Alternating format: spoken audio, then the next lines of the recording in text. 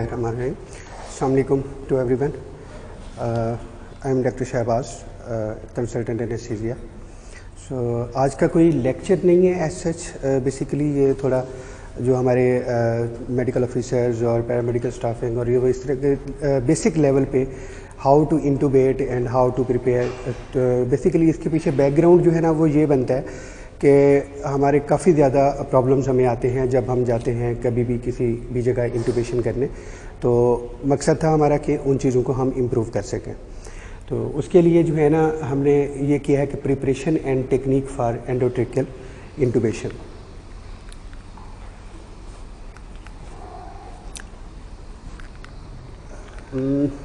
It's not working. ये कैसे करेगा?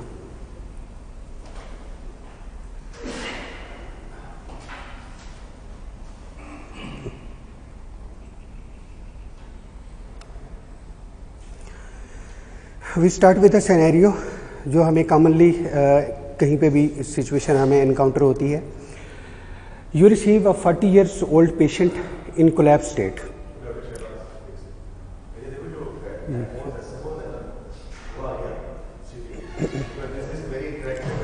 हाँ बिल्कुल, इसमें मैं वरना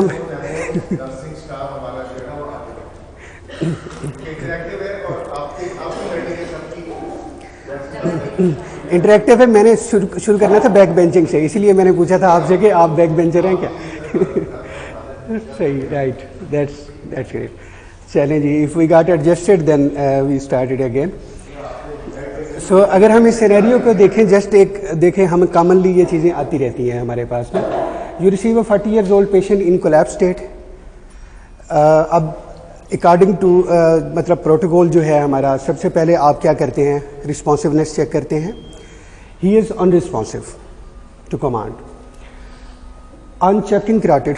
नेक्स्ट जो है ना आप CAB की प्रोटोकॉल पे जाते हैं. सर्कुलेशन आपने असेस की, कैरोटिड इज वो पल्स जो है ना आपकी पल्पेबल है. Next step you check for airway and breathing. Patient breathing is agonal. What will you do now? तो मैं आप लोगों से भी इनपुट इसमें आप कम क्या करते हैं आप इसमें नॉर्मली एनीमल, मतलब you will start ventilating the patient. आपका ब्रीदिंग कंसर्न है तो आप वेंटिलेट करना शुरू कर देंगे. गुड. अब इसमें जो है ना मैं सबसे पहले कॉल फॉर हेल्प को इनिशिएट करते हुए, whether it's code blue, whether it's RRT, whether it's जो है ना वो हम जो है 1122 करते हैं, ये कुछ भी करते हैं, या शाउट फॉर हेल्प. उसके साथ हमारा मेन कंसर्न क्या है? वेंटिलेट, ऑक्सीजनेट, क्योंकि उसमें प्रॉब्लम जो है ना वो ब्रीदिंग का है, उसकी पल्स आ रही हुई है. अब वेंटिलेट करते करते किसी भी मौके पे आपको ये लगता है कि नहीं, इसकी वेंटिलेशन जो है ना वो टेम्परेरी नहीं है and now we need to intubate the patient. अब जब हमने ये डिसाइड कर लिया है या आपने कंसल्टेंट कॉल फॉर हेल्प कर दी, कंसल्टेंट आ गए, उन्होंने कहा कि नाउ वी आर गोना इंटूबेट. तो आज का बेसिकली हमारा आउटकम क्या है, मैं यहाँ से स्टार्ट करूँगा. At the end of this session the participants would be able to know, hands on as such ये वर्कशॉप तो नहीं है, ग्रैंड राउंड है, बट लेक्चर भी नहीं है ये. So what preparation is needed for endotracheal intubation. जो हर किसी को, आई एम डैम श्योर कि हर किसी को चीज़ें आती हैं, बट एक कॉमन जो है ना हम उसको प्रैक्टिस को थोड़ा इम्प्रूव करने के लिए. Which position is made while doing intubation, technique for intubation क्या होगी हमारी, and what to do if we fail to इंटूबेट.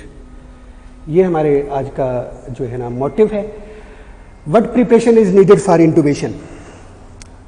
एक चीज़, कोई एक चीज़ आपको क्या क्या चाहिए, एक एक करके क्या चीज़ चाहिए सबसे, एक आंसर देना है. ETT चाहिए, लेरिंगोस्कोप चाहिए, बस दोनों हो गई. इंटूबेशन हो गई. मास्क चाहिए, मेडिसिन चाहिए, कोई भी चीज़, एम्बो बैग. वेंटिलेशन के लिए आपको कुछ तो चाहिए. आप C सर्किट हो गया सर, आप आपके जहन में नहीं आ रहा. यस ऑफ कोर्स, सबसे पहले मरीज चाहिए जो आपका 40 years old आ गया था. अच्छा, आगे कोई और चीज़. वन आंसर सब. Yes, that's most important thing, डालने वाला कोई भी आपके जो भी डॉक्टर है, जो भी पैरामेडिकल स्टाफ है, जो भी कोई भी लाइफ सेवर है, वो हमें चाहिए। अच्छा, कोई और चीज़? पोजीशन बनाने के लिए आपको कोई चीज़ चाहिए, कुछ भी, जो भी पोजीशन होगी हम डिस्कस करते हैं, उसके लिए कुछ चाहिए आपको। Next, anyone? इन्फ्लेट करने के लिए सिरिंज चाहिए। Any other idea? हाँ, वो पोजीशन का हो गया। Anything else? सक्शन चाहिए, that's most important thing. Why? Secretions होती हैं, एस्पिरेट कर सकता है, you don't know the condition, आपको वहाँ पे कोई व्यू नज़र नहीं आ सकता है, तो ये चाहिए। और डिफ़िकल्ट एयरवे गैजेट्स चाहिए आपको, बुजी चाहिए, कुछ भी इस तरह से करके आपको हेल्प चाहिए। डालने वाला सिर्फ जैसे आप डॉक्टर सिद्रा ने कहा कि डालने वाला कोई चाहिए, एक नहीं, आपको काफ़ी सारी हेल्प चाहिए, आपको ज़्यादा बंदे भी चाहिए हो सकते हैं उसमें। Good, I am very happy to know this के जो है ना आपके पार्टिसिपेशन पे। सो बेसिकली ये एक थोड़ा मिक्सचर है, नॉट एवरीथिंग, बट जो है ना ये एक छोटा सा एक कुछ चीज़ें हैं इसमें, मेडिकेशन है, लेरिंगोस्कोप्स है, और जो है ना मैगल पड़ा हुआ है in case to assist in जो है ना कि हम कोई ट्यूब नहीं जा रही है, निज़ल कर रहे हैं या कुछ भी ऐसा कर रहे हैं, मैगल चाहिए उसके लिए। सक्शन चाहिए, ऑक्सीजन डिवाइसेस चाहिए। अब दो तीन चीज़ें, स्टेथोस्कोप चाहिए, और स्टेथोस्कोप से कोई एडवांस चीज़, कैलोमीटर, कैप्नोग्राफ चाहिए, कैप्नोमीटर चाहिए, ठीक है। अच्छा, एक चीज़ हम भूल गए, व्हाट इज दिस, ये वाइट वाली फिक्सर चाहिए कोई भी हमें, ईटीटी होल्डर, फिक्सर, एनीथिंग, ठीक है। तो ये चीज़ें हमें जो है ना कॉमनली ये चीज़ें चाहिए। ये थोड़ी सी ऑक्सीजन है, फेस मास्क है, कोई भी डिलीवरी डिवाइस है। एयरवेज, वी फॉरगॉट दैट कि इसमें हमें डिफ़िकल्ट एयरवे को या वेंटिलेशन को मेंटेन करने के लिए गोडल एयरवे है, या इवन नेजोफ्रेंजल भी हमें चाहिए हो सकता है। अच्छा, हम इंट्यूबेशन ईटीटी नहीं पास कर पाए तो उसके लिए सुप्राग्लाटिक डिवाइसेस में से कोई चीज़ हमें वो भी चाहिए हो सकती है, ठीक है। लेरिंगोस्कोप्स वेरियस टाइप्स, वेरियस ब्लेड्स हमारे पास, थोड़ा उसमें साइजेज, और ईटीटी जब आएगी ईटीटी के वेरियस साइज टाइप्स जो है ना ये चीज़ें चाहिए। बुजी स्टिलेट की बात थी, तो बुजी और स्टिलेट में क्या क्या डिफरेंस है? Anyone from front rows specially? Bougie कब यूज़ करते हैं, स्टिलेट कब यूज़ करते हैं? कोई आइडिया या कोई डिफरेंशिएटिंग पॉइंट? नहीं आइडिया, ओके।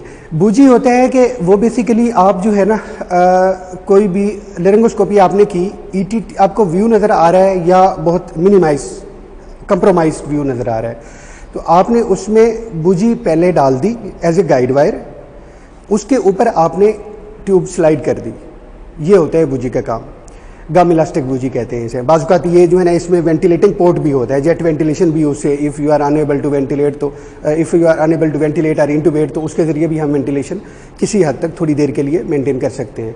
अच्छा, स्टिलेट क्या होता है? स्टिलेट एक छोटा सा एक फोल्डेबल मेटेलिक जो है ना हमारा वायर होती है, गाइड वायर होती है, उसको हम ईटीटी में पहले से ही डाल देते हैं to make its, to give it a shape, कि हम फॉर एग्जांपल एक ईटीटी कोई भी जिस शेप में है, हम चाहते हैं कि वो थोड़ा सा उसको उसका बैंड देना है, उसका कर्व देना है अकॉर्डिंग टू व्यू जो हमारा आ रहा है, तो उसके ज़रिए हम उसको हार्ड करने के लिए हम स्टिलेट डाल देते हैं। स्टिलेट हो गया, ईटीटीज़ हो गई, सेक्शन मशीन, पाइपिंग, कैथेटर, ये वाली चीज़ें चाहिए। एचएमई कॉमन फिल्टर है, स्पेशली आजकल जो डिजीज़ हमारी चल रही हैं, ताकि एक पेशेंट के इन्फेक्शन से दूसरे को हम बचाएं। कैथेटर माउंट हो सकती है। एक चीज़ और, कोई भी लुब्रिकेंट चाहिए हमें ईटीटी जब हम डालते हैं, तो उसका सोर थ्रोट और ट्रेकियल जो हमारा डैमेज होता है, म्यूकस चीज़ें होती हैं, तो उसके लिए हमें कोई ना कोई लुब्रिकेंट चाहिए होता है, लाइक लिडोकेन जेल है। अच्छा, मेडिकेशंस चाहिए हमें, आप ऑलरेडी बता चुके हैं। कफ अप करने के लिए चाहिए, पोजीशन बनाने के लिए head ring, pillow, cushion, anything, fixing device, holder, stethoscope, कैप्नोग्राफ, ये हमारी कॉमन चीज़ें थी जो हमें इंटूबेशन करने के लिए चाहिए होती है। पोजीशन क्या होती है? इसको आप जी वेरी गुड, आपने बहुत अच्छा किया है। अब इसको जो है ना आप थोड़ा सा कोई वर्ड्स में एक्सप्लेन कर देंगी, मतलब कहाँ पे कौन सी movement? Hyper extension at extended neck, I don't agree, okay. और एक्सटेंशन होती है बट नेक पे नहीं होती है, यहाँ पर पीछे भी होती है ना ठीक है। तो अच्छा बेसिकली इसके लिए हमें चाहिए, अच्छा पहले तो चाहिए और फिर क्यों चाहिए हमें। बेसिकली इसमें ना एटलांटो एक्सियल जॉइंट पे ना हमें एक्सटेंशन चाहिए, हेड एक्सटेंशन कहेंगे उसे। नेक की तो अब फ्लेक्शन होगी, मैं बाद में बताता हूँ फ्लेक्शन कैसे होगी नेक की। हेड एक्सटेंशन चाहिए हमें, दिस वन, ठीक है। अच्छा अब क्यों चाहिए, अब देखें ना एक पेशेंट स्पाइन लेटा हुआ है, अब हम इसमें बात करते हैं। अगर हम ओरल कैविटी से देखें तो ये ओरल एक्सिस की लाइन ड्रा हुई हुई है। ओरल एक्सिस हम इस व्यू में अगर हम ऊपर से देखेंगे तो हमें उसकी फेरिंग्स ही नज़र आएगी, टॉन्सिल शायद नज़र आ जाए और कुछ नज़र नहीं आएगा, ठीक है। अब जो उसका लेरिंग्स है, लेरिंजियल एक्सिस उधर से कट गया है एक्चुअली। लेरिंजियल एक्सिस जो डॉटेड लाइन है, दिस वन, ये सॉरी ये फेरेंजियल है, ये this one is laryngeal axis. अच्छा लेरिंजियल एक्सिस जो है ये, इसके साथ हम 90 का एंगल जो बन रहा है, तो हम एक डायरेक्ट लेरिंगोस्कोपी से पॉसिबल नहीं है कि 90 के एंगल पे हम कुछ भी व्यू कर पाएँ, लिरिक्स देख पाएँ, तो हम इंटूबेट नहीं कर पाएंगे, ठीक है। उसके लिए पोजीशन क्या की हमने, सबसे पहले हमने हेड एलिवेशन दी, एक justified head elevation 5 to 10 centimetre की। हेड एलिवेशन से क्या होगा, अब नेक की पोजीशन देखेंगे अगर आप, तो नेक रिलेटिव टू चेस्ट जो है वो फ्लेक्स हो गई हुई है, ठीक है। उसके बाद हमने हेड को एक्सटेंड किया एटलांटो एक्सियल जॉइंट पे। जब हमने हेड को एक्सटेंड किया है तो उसके बाद एक्सिस की मैन्यूवरिंग देखें, एक्सिस की मैन्यूवरिंग कैसे हुई है। अब जो लेरिंजियल एक्सिस था वो उसका एंगल और ओरल एक्सिस का जो फेरिंग से हमारा व्यू है वो उधर 90 का था, इधर चेंज हो गया, बहुत हद तक चेंज हो गया। तो इसमें we are able to visualize the thing, this is the basic thing. Proper positioning for endotracheal intubation is a mandatory thing. ये हमारी होगी, इसको कहते हैं हम, कोई नाम, स्निफिंग पोजीशन। कोई बेसिक इसके पीछे क्यों, कैसे इसका नाम पड़ा? Okay, sniffing the morning air while doing exercise. अच्छा एक और पोजीशन होती है, अगर कोई ओबीज पेशेंट आ गया है, अगर इस पोजीशन के तहत हम, एक बहुत हैवी पेशेंट है, ओबीज है, उसकी चेस्ट मतलब जो है ना हैवी है, और वो उसके हम नीचे 10 सेंटीमीटर के एलिवेशन दे भी देंगे तो स्टिल जो है ना वो हमें नीचे से ऊपर की तरफ लिरिक्स उसको ऊपर पड़ा होगा, उसके बाद हमें नीचे से ऊपर की तरफ व्यू करना पड़ेगा, विच इज़ वेरी डिफिकल्ट। तो उसके लिए पोजीशन थोड़ी सी डिफरेंट है, रैंप पोजीशन कहते हैं, रैंपिंग। रैंप पोजीशन कैसे करते हैं हम? इसके लिए प्रॉपर जो है ना रैंप पोजीशन वाले हमारे जो है ना क्वेश्चंस भी आते हैं, बट हम इसमें कर देंगे 2 pillows under shoulder and 1 pillow under shoulder and 2 pillows under head. Objective क्या है इसमें? You see the red line, क्या इसमें कोई मैसेज मिल रहा है किसी को? स्टर्नल जो एंगल है हमारा, एंगल ऑफ लुई, वो ट्रेगिस के लेवल पे हमने लाना है। तो this is our objective for heavy patients. Positioning हमारी दो होगी, ये स्निफिंग पोजीशन होगी, extension at atlanto axial joint और हेड एलिवेशन, और ये होगी रैंप पोजीशन। अब इसके अलावा अगर बिल्कुल न्यूनेट्स हैं या स्मॉलर इन्फेंट्स हैं तो उसमें हेड न्यूट्रल पोजीशन में भी रखना होता है, उसमें हेड एक्सटेंशन वगैरह इतनी ज़्यादा हमें नहीं चाहिए होती, उससे व्यू ख़राब होता है, क्योंकि हेड सर्कमफेरेंस उनका ज़्यादा होता है एज़ कम्पेयर टू बॉडी, तो उनका वो डिफरेंट होता है। टेक्निक फॉर इंटूबेशन, सबसे पहले तो हमने क्या किया, बाकी सारी चीज़ें हमने गैदर कर ली, अब हम रेडी हैं कि हमने जो है ना इसको वो कहना लेरिंगोस्कोप चेक कर ली हुई है। What is the method to hold laryngoscope? किसी भी तरह से पकड़ लें, doesn't matter, but I always follow a method. अब हमारे इवन एनेस्थेटिस्ट भी जो है ना वो भी डिफरेंट मेथड्स यूज़ करते हैं सारे, बट जो एक मैं गाइडलाइन तो नहीं कहूँगा इसे, बट एक रिकमेंडेड एक वो होती है, उसके ज़रिए मैं हमेशा ये चीज़ फॉलो करता हूँ। इसमें आई एम वेरी इजी। क्या मैं दोनों फॉलो करता हूँ, मैं बताता हूँ इसको दोनों के ना, मैंने इसलिए दोनों पिक्चर्स ऐड की हैं। नहीं, मैं इनकी डिफरेंट सिचुएशंस बताता हूँ, मैं दोनों में कंफर्टेबल हूँ, लेकिन दोनों की डिफरेंट इंडिकेशंस है मेरे लिए। अच्छा, अब ये है कि laryngoscope is designed for left hand use. ये शायद आपके लिए, कुछ लोगों के लिए might be it is a new thing. Laryngoscope के बारे में ये लिखा हुआ है कि if you are extreme rightist, आपका राइट डोमिनेंस है, आप राइट हैंड के अलावा आप यूज कर ही नहीं सकते हैं, then you should order the company to make a laryngoscope which is design for right hand use, this is for left hand use. अब उसमें कुछ लोग ये करते हैं कि हाँ भी ठीक है, इंसर्ट करने के लिए राइट हैंड यूज़ कर लेते हैं और फिर उसको लेफ़्ट में स्विच कर लेते हैं, बट मैं उसको भी प्रेफर नहीं करता। स्ट्रेट अवे लेफ़्ट से इंसर्ट करने में थोड़ा सा इनिशियली मुश्किल होती है, 10-12 केस करेंगे, उसके बाद आपकी चीज़ें ठीक हो जाएंगी, आपकी मेथडोलॉजी ठीक रहेगी। होल्ड करने का तरीका क्या है हैंडल को, this is the method to hold, कि थंब जो है ना वो it should be along the, if I show you, ये हैंडल है लाइक दिस, ठीक है। ये हैंडल को मैंने पकड़ा, थंब जो है ना वो मेरे इस हैंडल के इसमें है डायरेक्शन में, और मेरी जो है ना फिंगर्स ये फॉर एनी एडल्ट।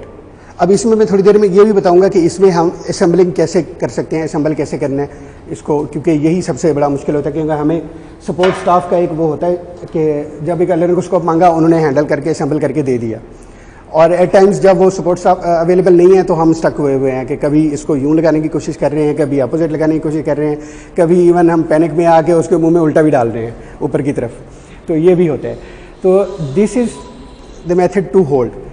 अब सर वो पोजीशन क्या है, आप देख रहे होंगे कि ये जो है ना ये है कर्व्ड ब्लेड, मैसेंटोज ब्लेड, जो मोस्ट कॉमनली यूज़ होता है एडल्ट्स के लिए। जो वो स्ट्रेट ब्लेड है ना उसमें अल्दो एडल्ट्स के लिए भी यूज़ हो जाता है, कोई एपिग्लॉटिस की कोई इशू है उसमें हमने स्ट्रेट ब्लेड यूज़ करने हैं तो वो हम उसमें वो भी कर लेंगे, बट जो बच्चों में स्पेशली होता है ना, क्योंकि उनमें एपिग्लॉटिस चेंज होता है, फ्लॉपी होता है, और उसकी शेप, उसको हमें एपिग्लॉटिस को लेरिंगोस्कोप के ब्लेड के अंदर लेना होता है, उसके लिए मिलर यूज़ होता है ये स्ट्रेट ब्लेड।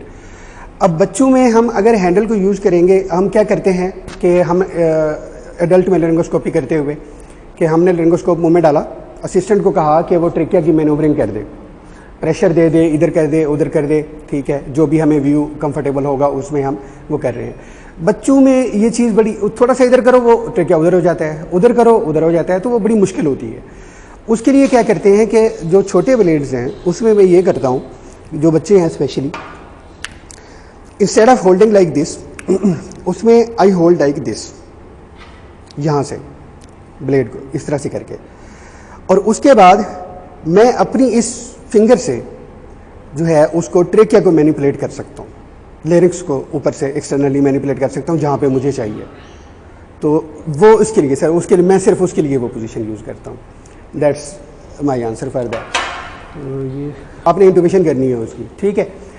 आप उसमें ये करोगे कि आप जैसे स्पाइन लिटाओगे उसका हेड जो है ना वो बहुत नीचे होगा और उसकी चेस्ट जो है ना वो उसके हेड से बहुत ऊपर होगी। उसमें आपको क्या करना पड़ेगा कि आप जब लेरिंगोस्कोप उसके जो है ना ओरल कैविटी में डालेंगे, उसके बाद your view would be like कि आप नीचे से ऊपर की तरफ बैठ के नीचे से ऊपर की तरफ देखेंगे ये व्यू, तब आपको नज़र आएगा, विच इज़ वेरी डिफिकल्ट। फिर आप ट्यूब यूँ से यूँ कर रहे होंगे। तो रैंपिंग में ये होता है कि हम उसके हेड को लेके आते हैं ऊपर, उसके चेस्ट के इक्वल, और उसका हमारा पॉइंट होता है कि ये ट्रैगस और जो स्टर्नल एंगल है ये सेम लेवल पे हो जाए, तो वो फिर एक्सेस हमारा उसमें अचीव हो जाएगा। तो ये है, हो गया सर, थैंक यू सर। जी जी सर, चल गई। अच्छा, आफ्टर जो है ना हमने पकड़ ली लेरिंगोस्कोप, उसको इंट्रोड्यूस कैसे करना है। इंट्रोड्यूस हम ऐसे करते हैं कि लेफ्ट हैंड से मैंने पकड़ा हुआ है। अच्छा, इसकी जो हैंडलिंग जो टेक्निक है वो मैं इसको फॉलो करता हूँ, ये वाली जो है इस वक्त। अच्छा, हमने along the right side, right angle of the mouth हमने उसको जो है ना इंसर्ट करना है लेरिंगोस्कोप ब्लेड को। अब उसमें होता क्या है कि हमने बेसिकली ये अगर वो है लेफ्ट हैंड में पकड़ा हुआ है राइट साइड से, राइट साइड से क्यों करते हैं? टंग को क्या होगा? लेफ्ट साइड से क्यों नहीं होगा?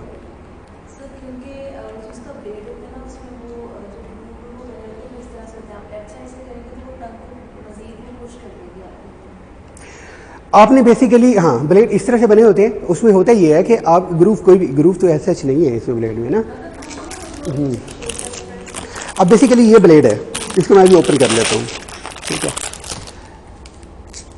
ब्लेड है, चलो इसी उसमें ना मैं असेंबल करने का भी वो एक बता देता हूँ।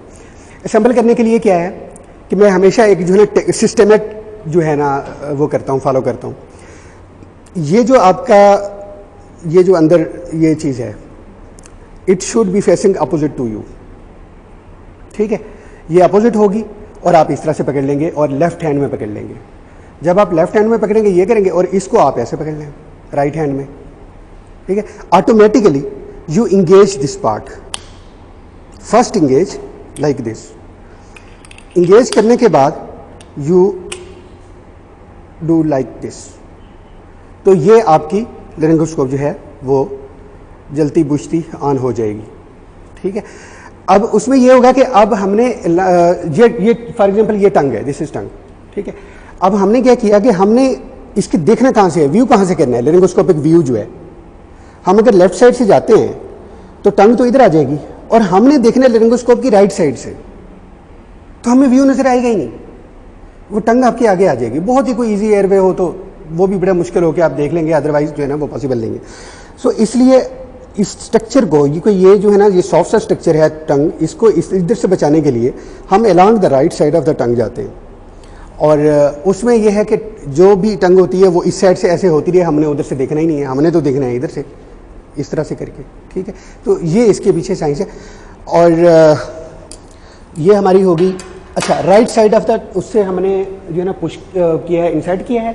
उसके बाद कहते हैं कि टंग को लेफ्ट साइड पे पुश कर दें। आई नेवर फॉलो, पुश आप कर ही नहीं सकते, पुश करने के चक्कर में हम डैमेज कर देते हैं चीज़ें, स्ट्रक्चर जो है ना वो डैमेज हो जाते हैं। Just go along the right side of the tongue, right मतलब बिल्कुल साइड से तो नहीं जाएंगे, आगे पीछे पिलर्स आ जाएंगे, उनको हम डैमेज कर देंगे, उसके पीछे पीछे चलते जाएं, स्लोली जाएं, थोड़ा सा जाएं, टंग है, और आगे जाएं, टंग है, थोड़ा सा और आगे जाएं, बेस ऑफ द टंग है। जैसे ही base of the tongue cross करेंगे ना, उसके बाद आपको नीचे से स्ट्रक्चर आपको नजर आएंगे। हम क्या करते हैं कि जब इनिशियल फेज में होते हैं लेरिंगोस्कोपी करते हुए, तो हमने इंसर्ट किया लेरिंगोस्कोप पर हमें पता नहीं है, हमें जो है ना ओपनिंग नज़र आ रही है, अब पता नहीं वो किस चीज़ की है, हमने उसमें टीटी डाल दी। ये नहीं, आप देखते हुए जाएं कि आप कौन कौन से स्ट्रक्चर, जिस तरह ड्राइव करते हैं ना हम, तो रास्ते में देखते हुए जाते हैं कि कहाँ पे रुकावट है, कहाँ पे नहीं है, रास्ता कहाँ पे मोड़ आ रहा है, तो वो सारी चीज़ें व्यू करके जाएँ आप। टंग टंग टंग टंग टंग, जैसे ही टंग निकली पीछे के व्यू जो है ना वो हमें क्लियर हो जाएंगे, उसमें हमें एपिग्लॉटिस भी क्लियर हो जाएगा, उसमें हमें लेरिंक्स ओपनिंग और इसोफेगल ओपनिंग वो भी क्लियर हो जाएगी, कोई कन्फ्यूजन भी नहीं होगी। सो ये जो टेक्निक है जो लेफ्ट साइड पे है ए, इसमें उसने रखा हुआ है almost left side of the टंग पे। अब क्या हुआ कि टंग उसकी जो राइट साइड वाली है लेरिंगोस्कोप की राइट साइड पे, वो व्यू आपका ऑब्सक्योर कर रही है, आपको उसमें नज़र कुछ नहीं आ रहा। ये मिड ऑफ द टंग पे जा रहा है, मिड ऑफ द टंग पे भी आपको डिफिकल्टी हो रही है व्यूइंग में। जो सी है इसमें वो along the right side of the टंग जा रहे हैं। अब टंग देखें उस साइड पे है, लेकिन हमने लेरिंगोस्कोप के राइट साइड से व्यू करना है। So this is the correct position of going inside. अच्छा, जैसे ही मैंने कहा बेस ऑफ द टंग को क्रॉस करेंगे, अब आगे किस तरह का व्यू नजर आएगा आपको? स्लोली जाएंगे आहिस्ता से तो कुछ इस तरह का व्यू नजर आएगा। What is this? एपिग्लॉटिस है। कौन सा? ये this one, hanging structure, this is epiglottis. अब आपको पता है कि you are near your destination. अब गूगल वाली जिस तरह वो कहती है ना कि you are reaching your destination is on the front, ठीक है, अब कुछ सेंटीमीटर आगे है। अब यहाँ पे आके क्या करना है? यहाँ पे बड़ा ट्रिक है, दो तीन चीज़ें हैं यहाँ पे। कोई चीज़, कोई इनपुट, क्या करेंगे? यहाँ तक पहुँच गए, आगे एडवांस करेंगे नहीं करेंगे? कहाँ करेंगे जी? एपिग्लॉटिस को लेरिंगोस्कोप ब्लेड में लिफ्ट करेंगे, ओके। और कोई इससे डिसएग्री करने वाला हाथ खड़े करें, ठीक है। लिफ्ट मैं नहीं करता, लिफ्ट नहीं करना होता। लिफ्ट सिर्फ तब करना होता है जब एपिग्लॉटिस जो है वो स्पेशली बच्चों में, इन्फेंट्स में, नियोनेट्स में, छोटे बच्चों में, जहाँ पे एपिग्लॉटिस के ऊपर जाके आप देख नहीं सकते। आपने जाना है ऊपर, जो है ना, ये दोबारा से आता है तो मैं इसमें वो करता हूँ, दिखाता हूँ। आपने एपिग्लॉटिस के ऊपर, जिसमें ये एपिग्लॉटिस है ना फॉर एग्जांपल, तो you have to go here in the vallecula, not in the epiglottis, epiglottis को करेंगे, उसके पीछे स्पेस ही नहीं बच रही, उसके पीछे हमें व्यू नजर नहीं, हम इसोफेगस में डालेंगे मोस्ट लाइकली। बहुत ही कुछ डिफिकल्ट वो है जिसमें हमें एपिग्लॉटिस को लिफ्ट करना पड़ता है। डिफिकल्ट एयर भी है कि उसमें ग्रेड 4 लेरिंगोस्कोपी है, एपिग्लॉटिस हमें व्यू दे ही नहीं रहा यहाँ पे जाने के बाद। वो मैं जिसकी जो है ना मैनूवरिंग बताता हूँ, इसकी मैनूवरिंग के बाद भी अगर व्यू नहीं आ रहा, then we take epiglottis inside the laryngoscope blade, और उसके लिए स्पेशली जो है ना वो एक मिक्वाय ब्लेड होता है, वो हम करते हैं लिफ्ट करने के लिए सर, कि वो जो है ना बिल्कुल फॉलन एपिग्लॉटिस है, उसमें हम उसको जाके उसको लिफ्ट करेंगे, लीवर है हमारा, तो ये यहाँ से टिप उसकी लिफ्ट हो जाएगी, वो एक अलग सिचुएशन है। Otherwise you go in the vallecula above the epiglottis. अब क्या करना है, एपिग्लॉटिस के ऊपर पहुंच गए, पोजीशन काफ़ी हद तक क्लियर हो गई होगी आपकी। अच्छा, जैसे ही पोजीशन क्लियर होगी उसके बाद अगर स्टिल जो है ना आपको व्यू बेटर चाहिए, कौन सा मैनूवरिंग है, कोई इसमें कोई चेंज लाएंगे, कोई कौन सी हरकत करेंगे, like this, yes this one, very good. इस तरह करेंगे तो क्या होगा, ट्रामा।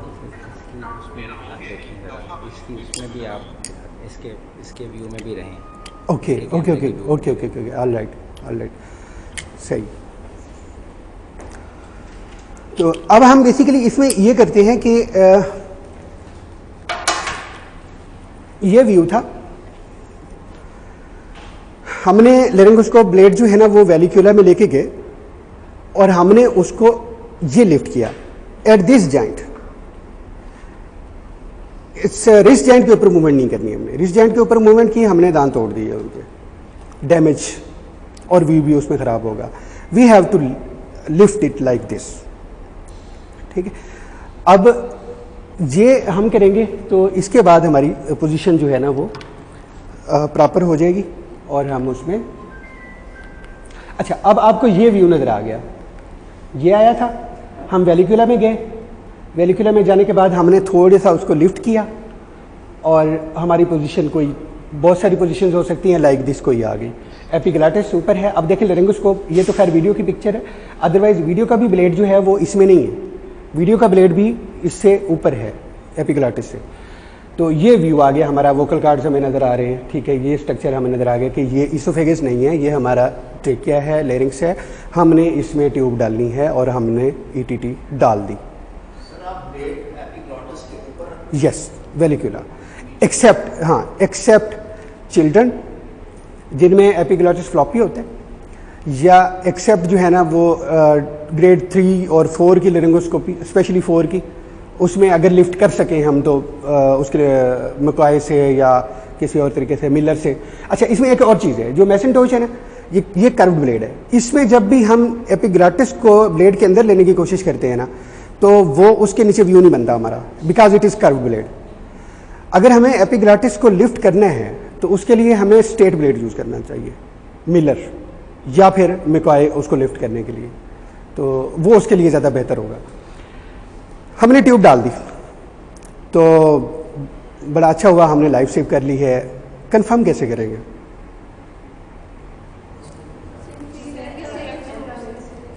वेंटिलेट किया तो जी,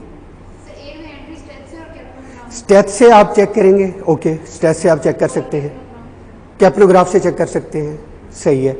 और चेस्ट एक्सरे से क्या पता चलेगा आपको, उसमें ट्रेकिया के अंदर है, ये कैसे पता चलेगा, पता चलता है सर, टिप का पता, आपको पता चलता है कि कहाँ तक जा रही है, कहाँ पे हमने फिक्स की हुई है, वो आपको पता चल जाएगा, कौन सी उसमें है, ट्रेकिया में है या उसमें है, I don't think so.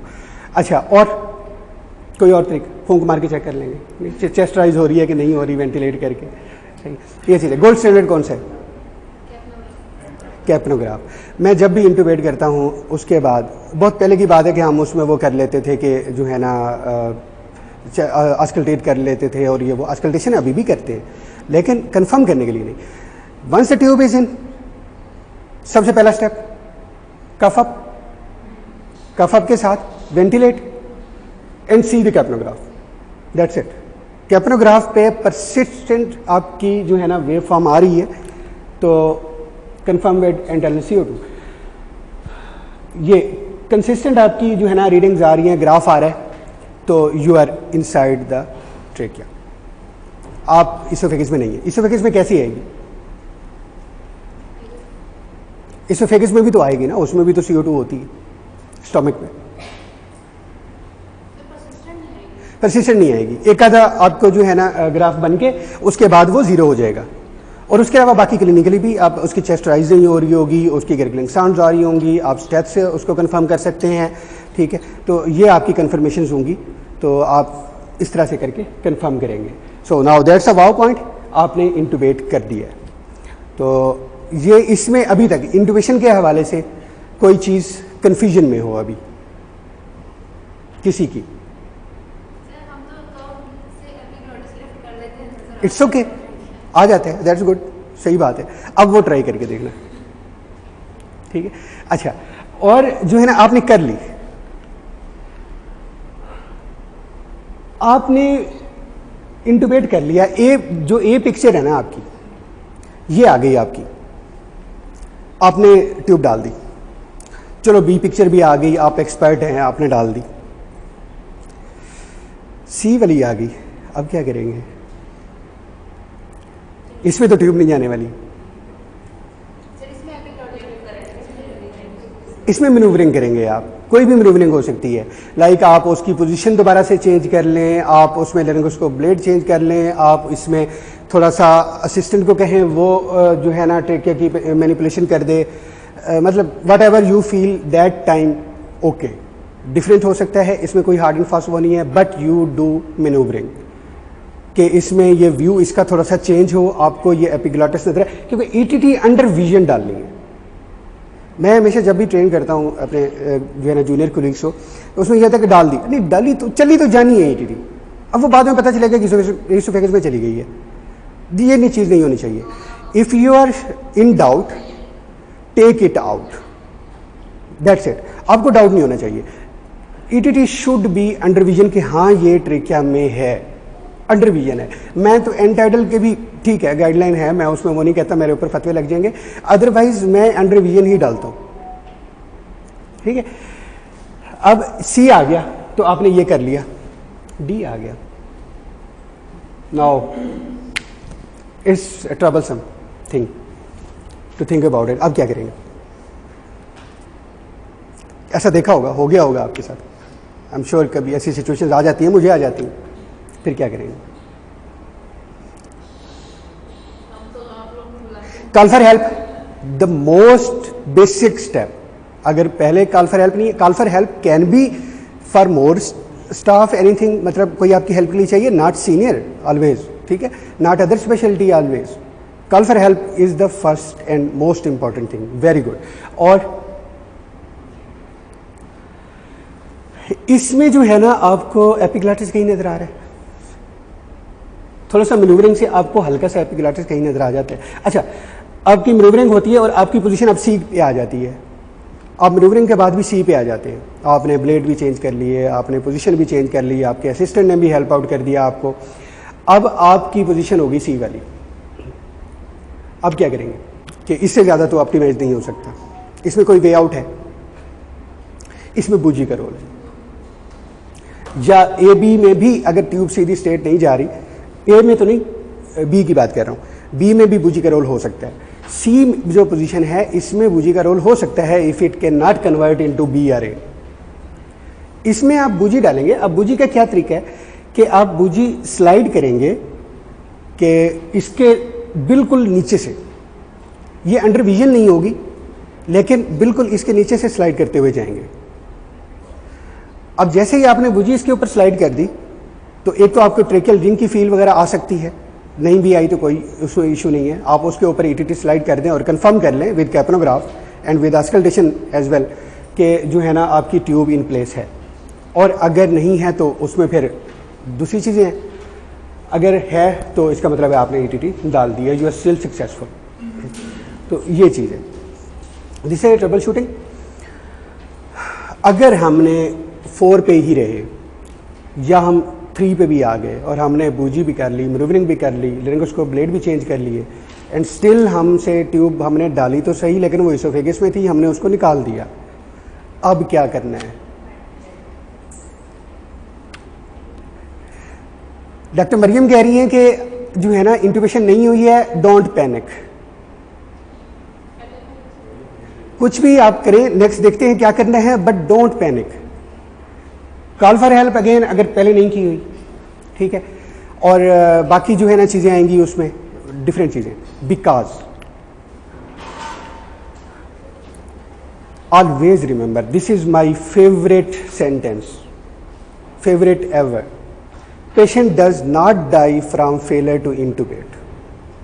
Patient dies from failure to ventilate or oxygenate. तो ये याद रखें, आपका एम क्या है? वेंटिलेट करना till you get some time कि आप कोई और मेथड, कोई और चीज़ यूज़ कर सकें, ठीक है। व्हाट टू डू, वही कॉल फॉर हेल्प हो गई। अब ऑप्शंस क्या हैं आपके पास? लिरिक्स में तो आप जा नहीं सके, लेरिंगोस्कोपी पॉसिबल नहीं हुई है, वीडियोस्कोप भी आपने देख ली, उससे भी नहीं हुई है, फाइबर ऑप्टिक का टाइम नहीं है, पेशेंट डिसैचुरेट होने के चांसेस हैं, तो आपने सुप्राग्लाटिक डिवाइसेस यूज़ कर सकते हैं। उसके लिए लेरेंजियल मास्क, एयरवे है, आईजेल है, कुछ और भी हैं, तो लेकिन बेसिकली यही है, ये आप यूज़ कर सकते हैं। ये जो है ना कैसे डालते हैं, क्या करते हैं, क्या होता है? Anyone has experience except anaesthesia? Anaesthesia वाले नहीं बोलेंगे, नहीं किया यूज़, ओके फाइन। अच्छा, वो भी नहीं है या यूज़ नहीं अभी आ रहा, तो आप जो है ना बैग मास्क वेंटिलेशन करेंगे। अब ये जो है ना, जो आपकी स्क्रीन की आपकी लेफ्ट साइड की पिक्चर जो है, राइट लेफ्ट हमेशा कन्फ्यूजन होती है, तो ये है आईजेल, और जो आपकी राइट साइड वाली पिक्चर है ऊपर वाली, वो है एलएमए, लेरेंजियल मास्क एयरवे। अब ये दोनों क्या करते हैं कि ये आप ब्लाइंड डालते हैं, जस्ट लाइक जैसे आप ग्यूडल एयरवे डालते हैं।